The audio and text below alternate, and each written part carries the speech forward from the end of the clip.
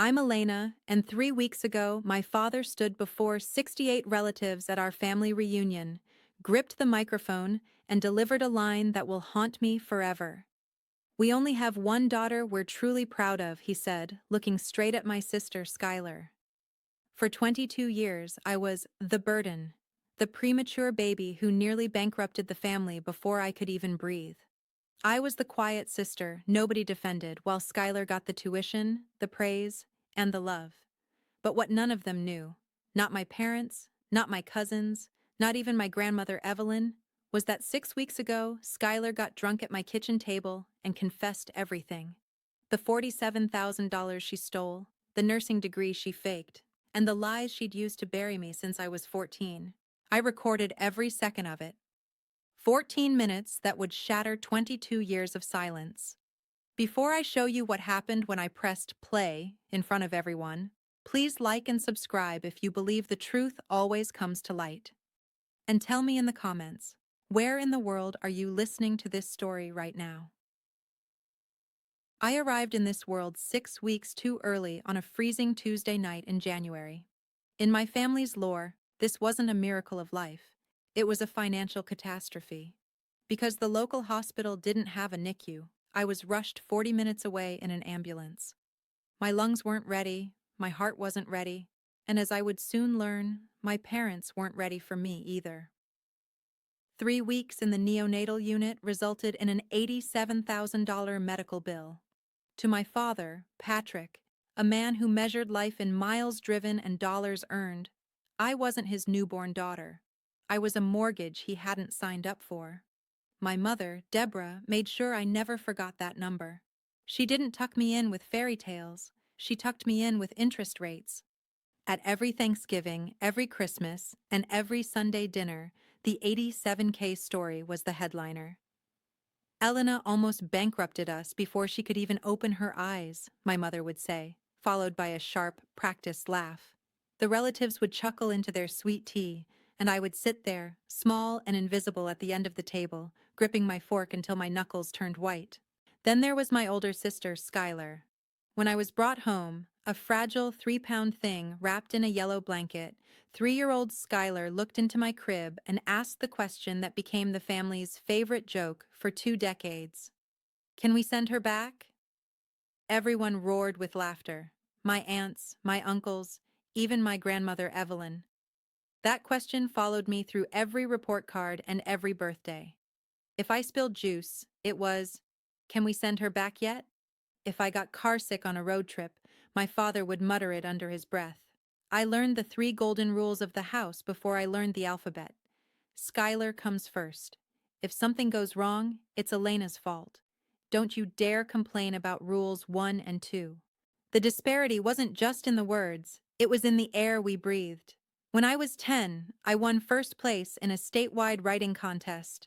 I remember the pride swelling in my chest, thinking this was finally my golden ticket to being loved. My teacher called the house to congratulate my parents, but my mother forgot to show up to the ceremony.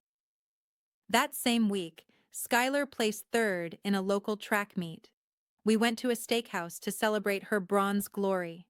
I sat in the booth with my writing certificate hidden under the table, waiting for someone to ask about it. Nobody did, but the night that truly fractured my soul happened when I was 14. It was Thanksgiving, and the house was packed. Skylar came downstairs, her eyes red from forced tears. She always knew exactly how to perform for an audience. She claimed I had stolen our grandmother Evelyn's gold pendant necklace, the one she wore at her wedding. I hadn't touched it. I hadn't even been in my grandmother's room. But in my family, evidence was secondary to Skylar's tears. My mother didn't ask. She accused. I was dragged into the living room and forced to kneel in front of 12 relatives. I had to apologize for being a thief and a disappointment. I knelt. I sobbed. I confessed to a crime I didn't commit just to make the screaming stop. 2 weeks later, the necklace was found at the bottom of Skylar's dresser drawer. My mother's only reaction? It must have gotten mixed in with the laundry. No apology. No, "I'm sorry we humiliated you in front of the whole family." Just a return to the status quo. That night, I found my mother's old journal in the hallway closet. I was looking for proof that she had loved me once, maybe in those first few days. Instead, I found an entry dated the year I was born. It said, "Sometimes I wish we had stopped at one." I read it 7 times.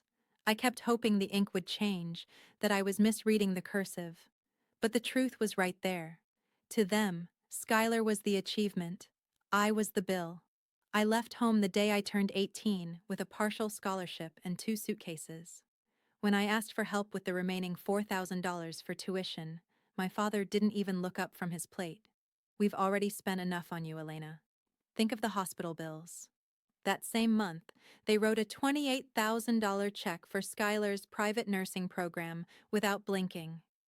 I spent the next 5 years working 2 jobs, brewing coffee at 5 a.m. and doing data entry until midnight, just to graduate debt-free. Nobody came to my graduation.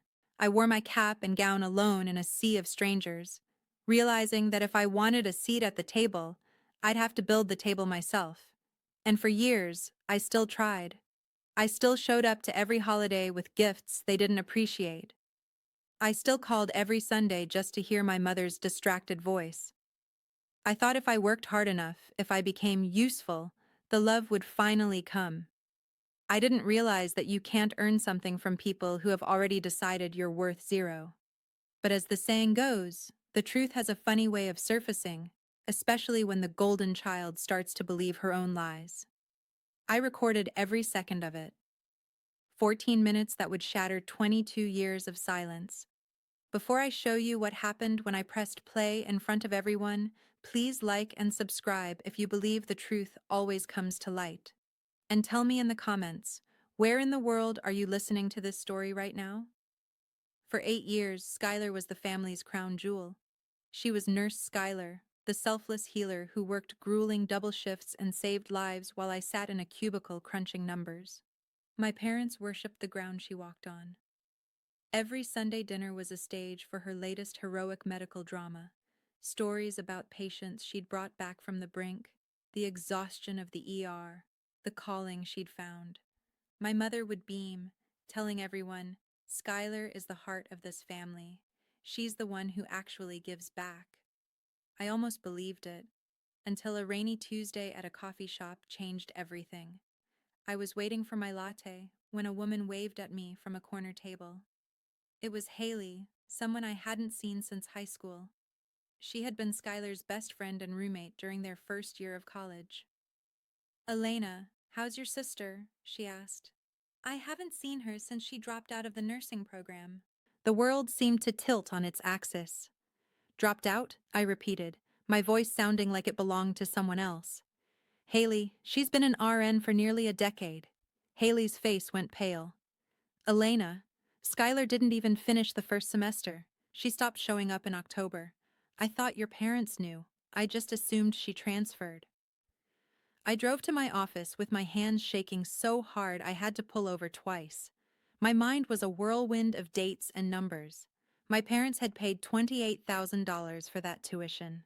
If a student drops out in the first month, the refund is significant. Where did that money go?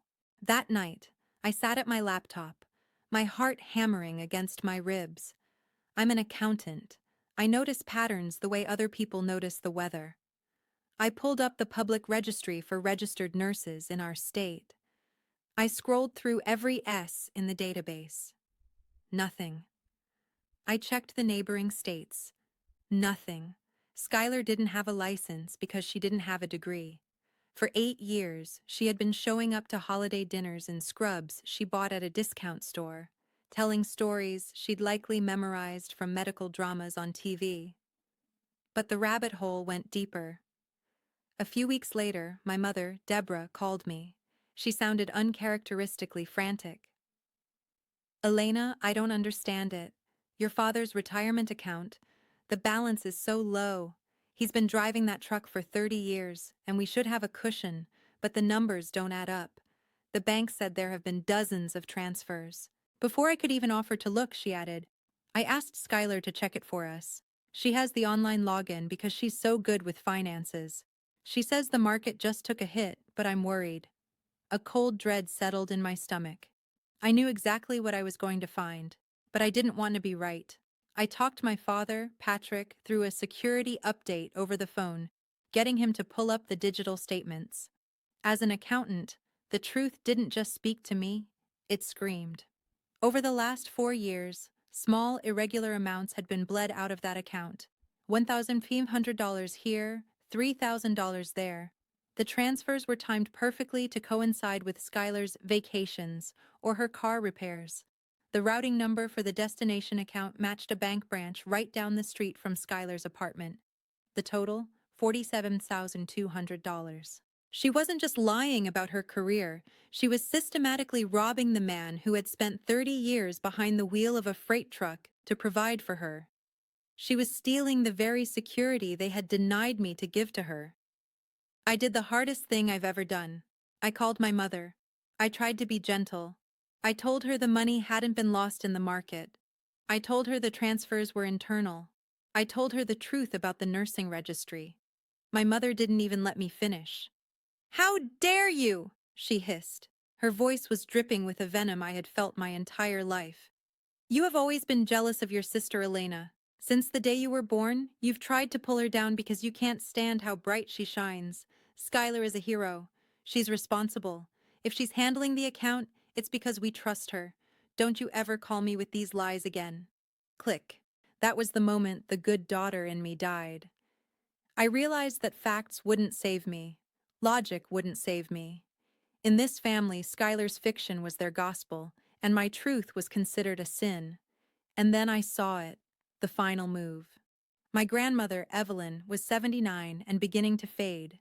She owned a beautiful estate, 3 acres of prime Georgia land, and a life's worth of savings. She was the only person who had ever truly looked at me with kindness, but lately she was surrounded. Skylar was there every weekend now. She brought homemade soup that I knew came from a deli. She sat by Evelyn's side, holding her hand, sighing about her long shifts at the hospital. My mother told the cousins, "Skylar is such an angel. She's taking care of Mom's will and her medical directives. It's such a relief to have a professional in the family." I knew what was happening. Skylar was positioning herself to be the sole beneficiary. She was going to erase me from the final chapter of my grandmother's life, just like she had erased me from my parents' hearts. I didn't want revenge. Revenge is petty. I wanted accountability. I needed a way to make the truth so loud that not even my mother's denial could drown it out. I needed Skylar to say the words herself. So, I sent a text. "Hey Skylar, I know things have been tense. Can you come over Thursday? I want to talk before the reunion. I don't want it to be awkward for Grandma." She replied in minutes. She thought she had won. She thought I was finally surrendering. She had no idea that when she walked through my door, she wasn't walking into a peace treaty. She was walking into a recording studio. I wore my cap and gown alone in a sea of strangers, realizing that if I wanted a seat at the table, I'd have to build the table myself. And for years, I still tried. I still showed up to every holiday with gifts they didn't appreciate. I still called every Sunday just to hear my mother's distracted voice. I thought if I worked hard enough, if I became useful, the love would finally come. I didn't realize that you can't earn something from people who have already decided you're worth zero. But as the saying goes, the truth has a funny way of surfacing, especially when the golden child starts to believe her own lies. I recorded every second of it. 14 minutes that would shatter 22 years of silence. Before I show you what happened when I pressed play in front of everyone, please like and subscribe if you believe the truth always comes to light. And tell me in the comments, where in the world are you listening to this story right now? Skylar arrived at my apartment on a Thursday evening, looking every bit the golden child in a designer blouse and heels that cost more than my monthly rent. She carried a bottle of expensive white wine like a peace offering, but the way she scanned my modest living room told a different story. It was that look of practiced pity she'd perfected over 2-thap key, the one that said, "It's so cute how you're trying to live like a real adult." "It's cozy, Elena," she said, her voice dripping with condensation. "A bit small, but cozy." I didn't take the bait. Instead, I opened the wine. I poured her a glass, fuller than mine, and sat her down at my kitchen table. Behind us, tucked between two cookbooks on the shelf, my phone was sitting screen down. The recording app was already running. Georgia is a one-party consent state. I was that party, and I was about to host the most important interview of my life. I started small. I let her talk about her grueling shifts. I listened to her spin a 5-minute yarn about a patient who had supposedly coded on Tuesday, a story she delivered with such dramatic flair I almost wanted to applaud. But then I leaned in. "That's incredible, Sky," I said softly. "But hey, I actually ran into Haley last month. She said something weird about you dropping out of the nursing program." The wine glass paused halfway to her lips. For a split second, her eyes turned into ice. The perfect sister mask didn't just crack, it shattered.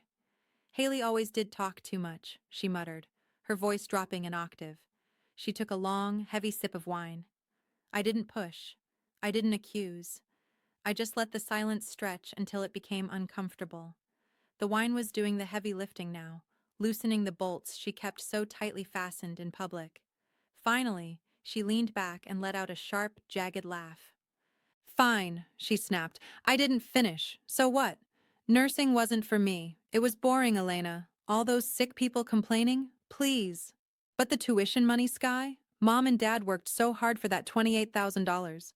She waved her hand dismissively, as if she were brushing away a fly. "They owed me that. Do you have any idea how exhausting it is being the perfect daughter while you were draining them dry with your hospital bills? I earned that money by simply being the child they actually liked." My chest tightened, but I kept my face as still as stone. I needed her to keep going. "And the necklace?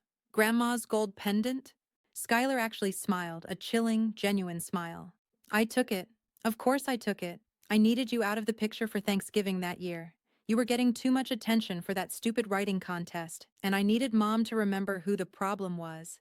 It was so easy, Elena. All I had to do was cry, and she fell for it. You were always so easy to push out of the way." She poured herself another glass, her hand steady, her conscience non-existent. She was in her element now, basking in the glory of her own manipulation. She felt untouchable. "What about Dad's retirement account?" I asked, my voice barely a whisper. "The $47,000?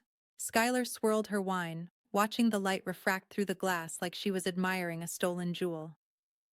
"Dad doesn't even know how to check his email, Elena. He thinks the market is some magical entity that eats money. I've been taking small amounts for years.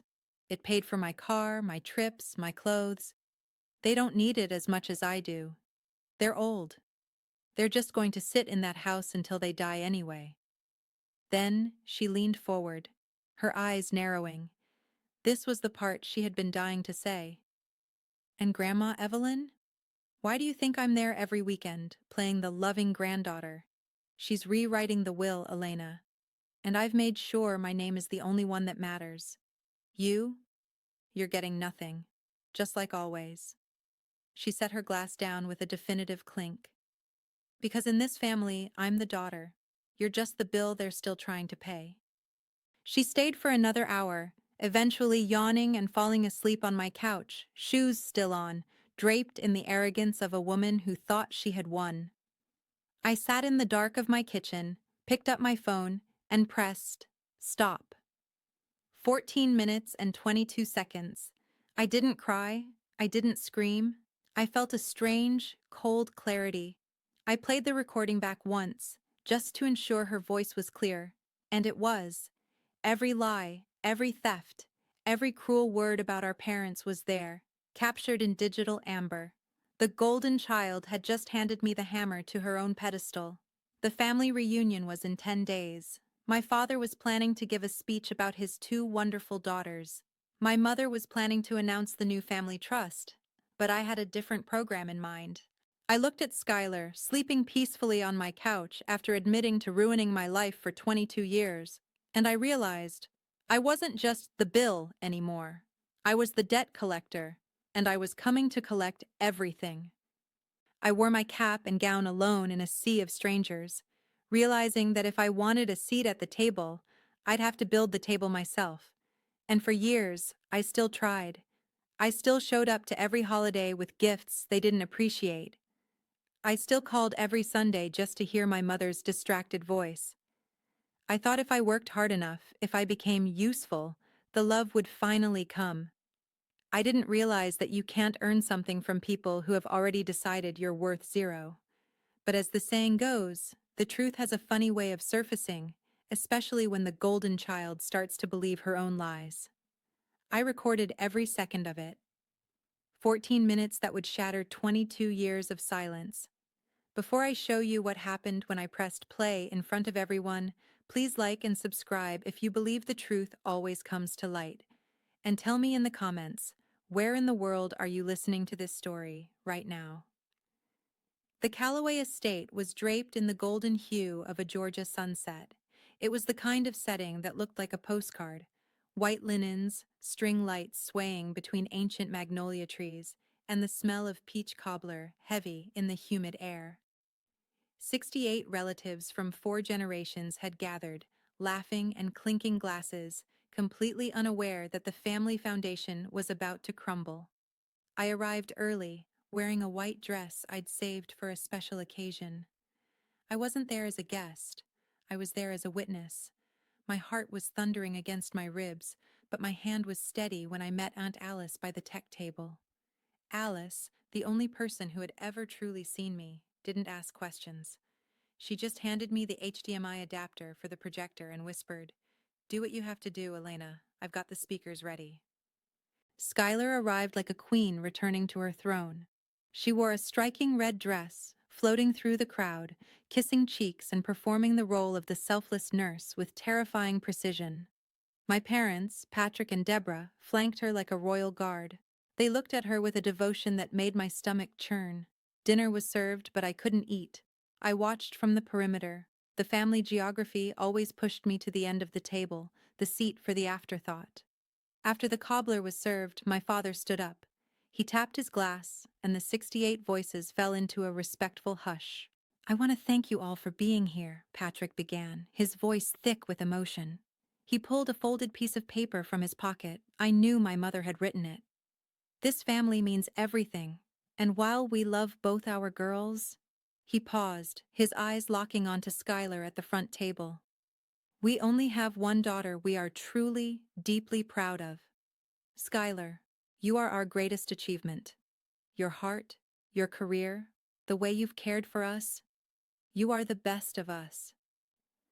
The applause was warm and immediate. My mother was wiping away a single graceful tear. Skylar beamed, her face a mask of humble perfection. Nobody looked at me, not one person. I stood up. I didn't storm the stage. I walked slowly, deliberately toward the tech table. The whispers started as I approached the projector. My mother's voice cut through the air, sharp and low. "Elena, sit down. Don't you dare make this about you." I didn't answer. I plugged my phone into the adapter. The projector screen, which had been showing a silent slideshow of family photos, flickered to a dark audio file.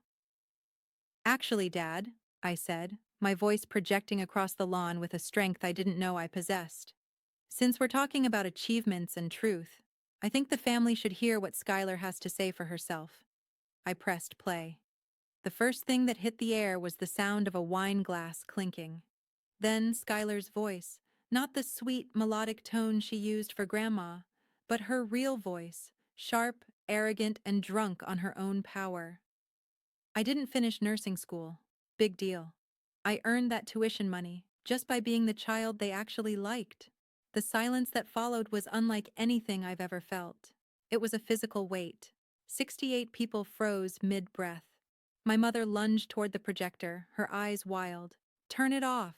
Elena, turn it off right now." "Sit down, Deborah." It was Grandma Evelyn.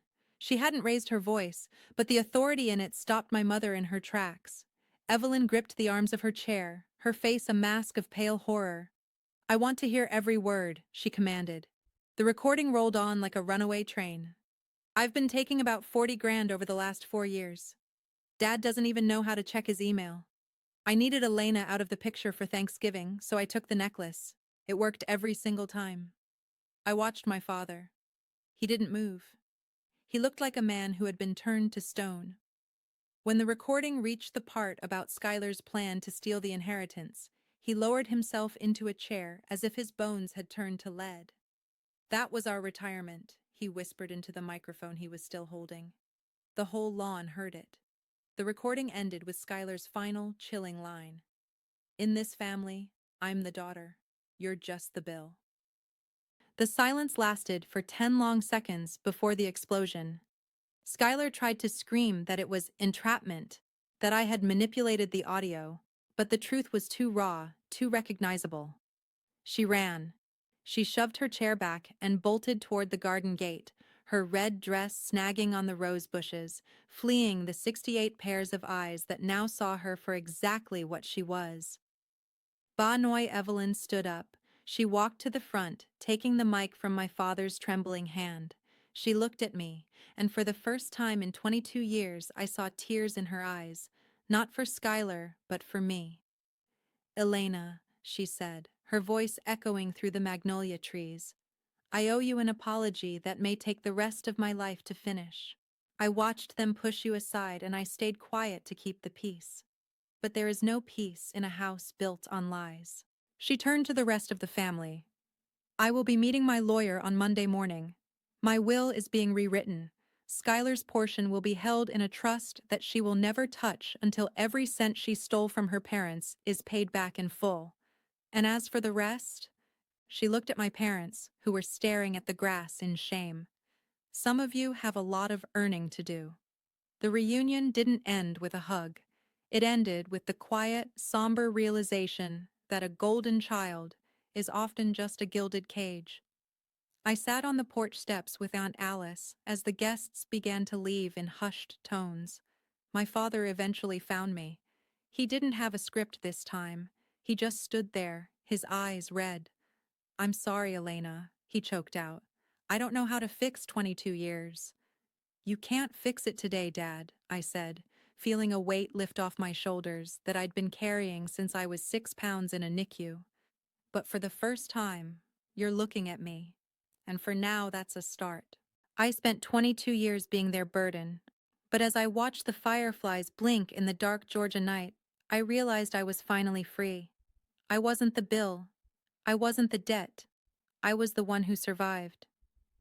I wore my cap and gown alone in a sea of strangers, realizing that if I wanted a seat at the table, I'd have to build the table myself. And for years, I still tried. I still showed up to every holiday with gifts they didn't appreciate. I still called every Sunday just to hear my mother's distracted voice. I thought if I worked hard enough, if I became useful, the love would finally come. I didn't realize that you can't earn something from people who have already decided you're worth zero. But as the saying goes, the truth has a funny way of surfacing, especially when the golden child starts to believe her own lies. I recorded every second of it. 14 minutes that would shatter 22 years of silence. Before I show you what happened when I pressed play in front of everyone, please like and subscribe if you believe the truth always comes to light. And tell me in the comments, where in the world are you listening to this story right now? Elena's story reminds us that silence doesn't keep the peace. It only gives the loudest lie the power to write your history. You don't need anyone's permission to stop being invisible. If you've ever been the family scapegoat or the overlooked one, know that you are not alone. Did Elena go too far, or was this justice served? Drop a comment below and share your thoughts. If you found strength in this story, please like, subscribe, and hit the bell for more. Thank you for listening. Until next time, stay true to yourself. Goodbye. This story is a work of fiction created for entertainment purposes. Names, characters, and incidents are products of imagination.